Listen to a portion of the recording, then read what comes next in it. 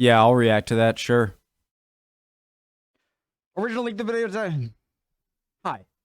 Original link to the video top of the description. Below that link to the Discord. Click on it. Send you right over there. Preemptive like. Walter's World, great channel.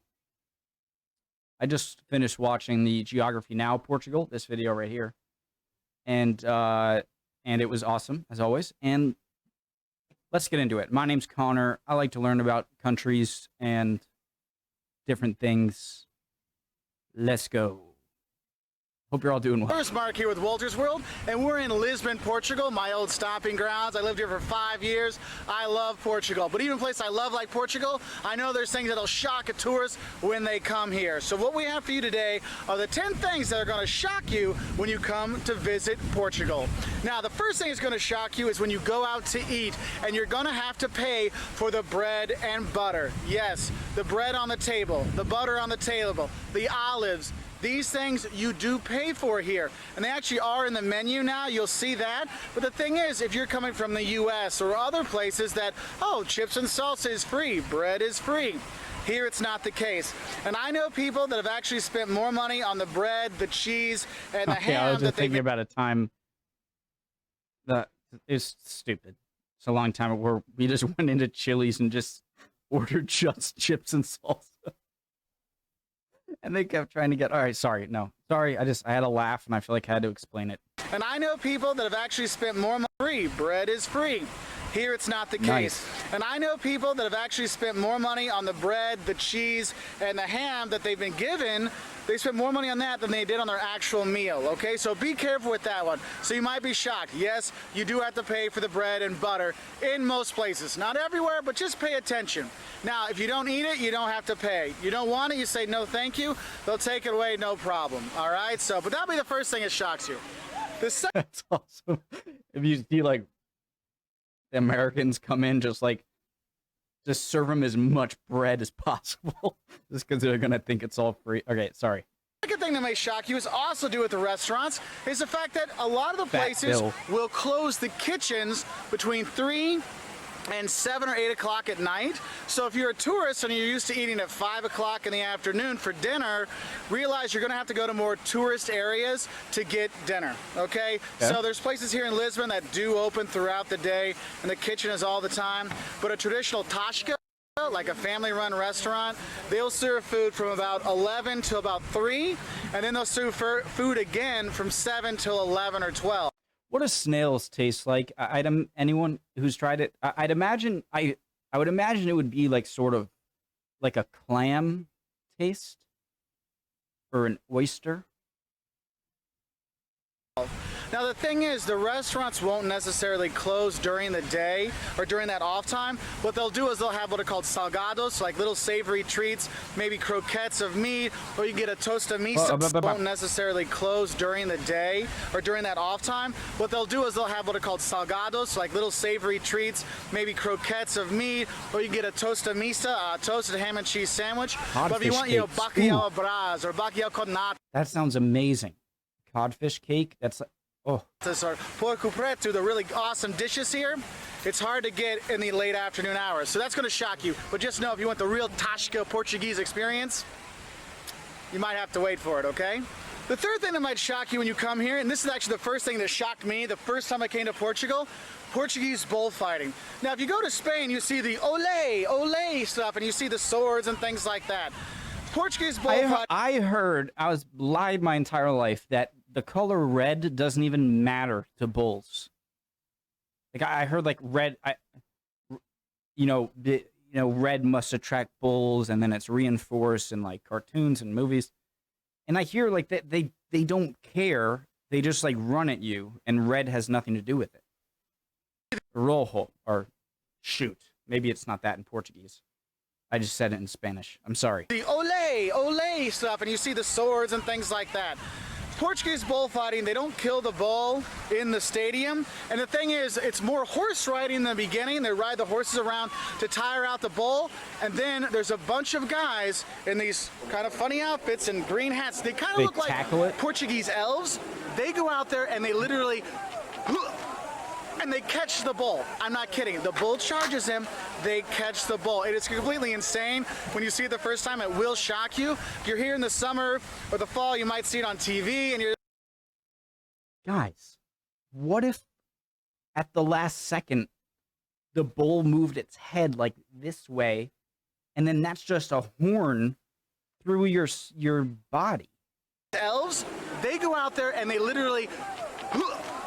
and they catch the bull. I'm not kidding. The bull charges him, they catch the bull. It is completely insane. When you see it the first time, it will shock you. If you're here in the summer or the fall, you might see it on TV and you're just like, what the heck? Yes, Portuguese bullfighting where they actually catch the bull, it'll shock you. The fourth thing that might shock you when you come to Portugal, especially if you come from the US, is the Portuguese love to smoke. They smoke a lot here. And you'll see people outside and in the cafes and outside banks and outside offices smoking, smoking, smoking. There's no stigma on smoking here in Portugal. So a lot of people when they come from the US like, oh my God, everyone here is smoking. Not everyone, but yes, smoking is quite common here, and it does shock some tourists that, yes, you can't smoke next to people.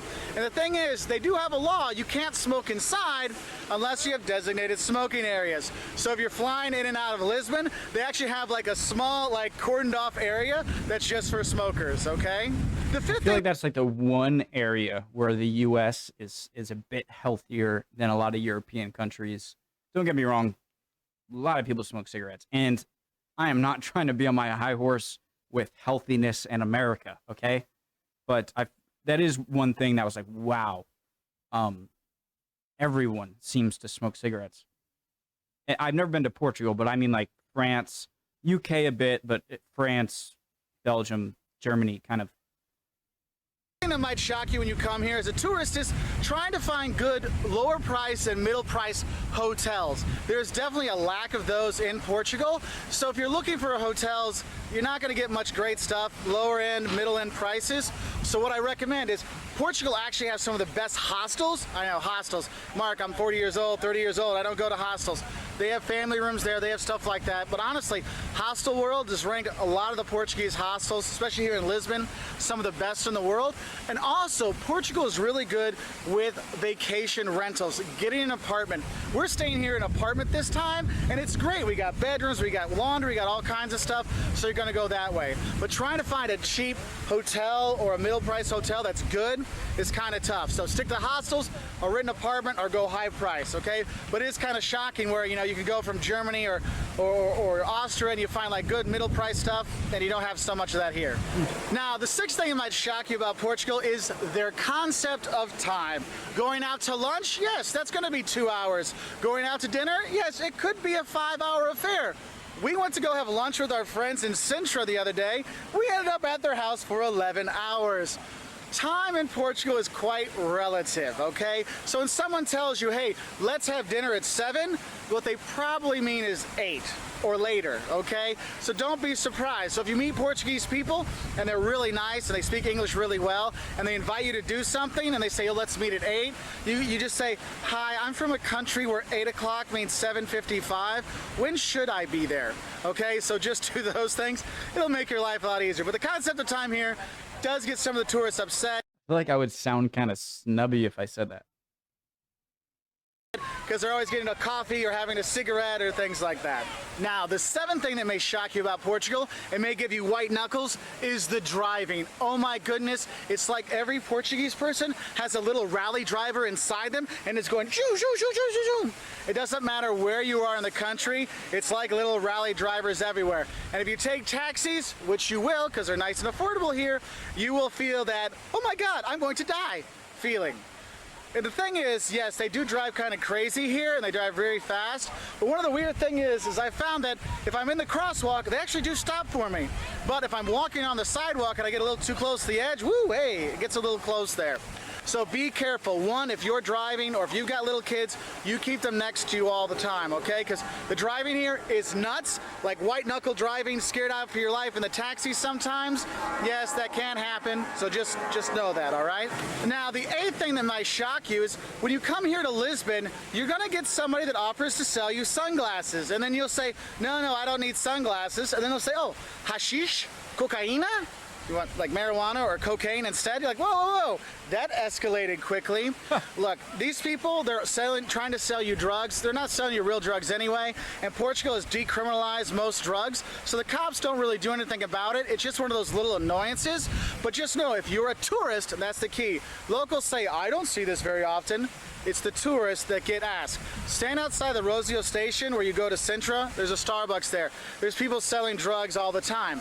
We're there with some friends of ours. Noted. Their son is 15. Guy came up, would you like some drugs? We're like, no, thank you. I'm gonna go take a train to Sintra instead. Oh, okay. I want to go on the Ferris wheel. These kind of things. So they do ask you hashish, marijuana, cocaine. Just say no thanks, because they're not selling you real drugs anyway. It's all fake anyway, all right? But it does kind of shock people. And they've asked my mom, who's, you know, a little bit older than me, if she wanted drugs. She's like, no, thank you. So that might shock you when you're here in Lisbon. That's more of a Lisbon-centric thing. Now, the ninth thing that might shock you when you come here is how affordable Portugal is. This is a cheap vacation. To stay, to eat, to travel, it is extremely affordable, okay? So when you come here, your money goes a lot farther. You know, you get one of the small beers here, it's €1. Okay, that same small beer in Sweden is like $8, all right? So you do have a much better time here. Your money goes a lot farther, and you see a lot of tourists have started to see that. So you get tons and tons of tourists coming to Portugal now for these great prices. So I tell people, you know, they're looking for a warm, easy place to go. I say, look, Portugal's great. A lot of the people speak English. They're very friendly. They got great food, and it's affordable. So it's a great combination. And there's direct flights all over Europe and to the U.S. from here. So Philly, Newark, places like that.